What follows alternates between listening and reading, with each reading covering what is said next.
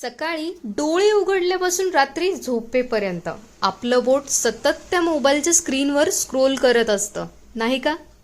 पण या स्क्रोलिंगमध्ये आपण आपली मनाची शांती कुठेतरी हरवून बसलोय याचा विचार कधी केलाय? रामकृष्ण हरी, मी तुमची रांगोळी सखी पूजा. आज 8व्या दिवशी आपण तुकोबरायांच्या एका अशा विचारांबद्दल गप्पा मारणार आहोत जो आजच्या या डिजिटल युगात जगण्यासाठी खूप महत्वाचा आहे. संत तुकाराम महाराज म्हणतात, शांतीपाशी समाधान इतर जनते काय जाणो. साध्या भाषेत सांगायचं तर जोपर्यंत मन शांत नाही तोपर्यंत तुम्हाला कितीही यश मिळालं, कितीतरी भारी गॅजेट घेतलं तरी खरं समाधान मिळणार नाही. आपण बाहेर शांती शोधतोय, पण खरी शांती नोटिफिकेशन बंद करून स्वतःसाठी काढलेल्या 5 मिनिटात आहे. आज ही रांगोळी काढताना मला हेच जाणवतंय की जसे हे रंग हळूहळू आकार घेतात तसंच मनाचं आहे.